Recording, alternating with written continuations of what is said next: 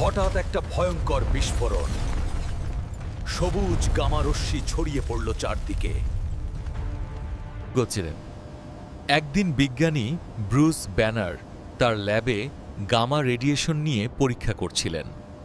হঠাৎ একটা ভয়ঙ্কর বিস্ফোরণ, সবুজ গামারশ্মি ছড়িয়ে পড়ল চারদিকে।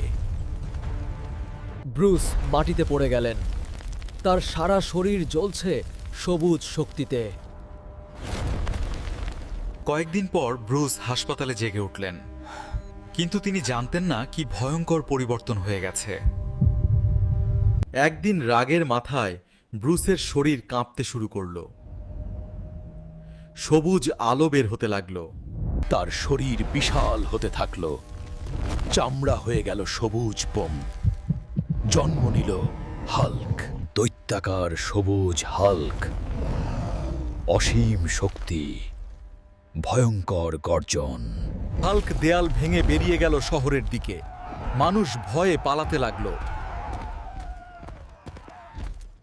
সেনাবাহিনী এসে ঘিরে ফেলল হাল্ককে।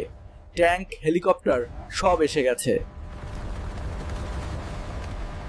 গুলি, মিসাইল, কিছুই কাজ হলো না।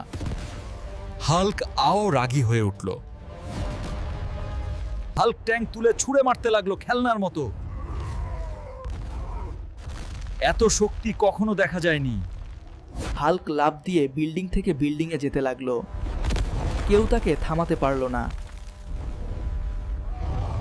হাল্ক থেমে গেল। আস্তে আস্তে ভারী পাথর সরিয়ে মেয়েটিকে বাঁচালো। হঠাৎ একটা ছোট মেয়ের কান্না শুনতে পেল হাল্ক। সে ধ্বংসস্তূপের নিচে আটকা। মেয়েটি হাল্কের আঙুল জড়িয়ে ধরল।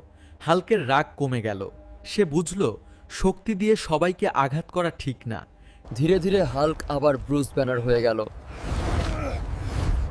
ক্লান্ত, কিন্তু একটা নতুন সত্য বুঝতে পারল। ব্রুস লুকিয়ে থাকতে লাগলো।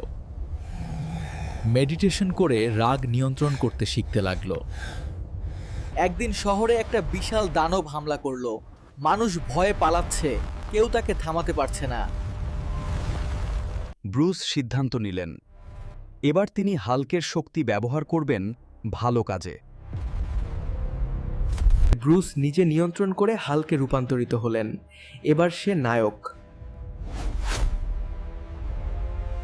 শুরু হলো মহাযুদ্ধ। হাল্ক বনাম দানব, আকাশ কাঁপছে তাদের লড়াইয়ে। শেষ ঘুষি, দানব পরাজিত।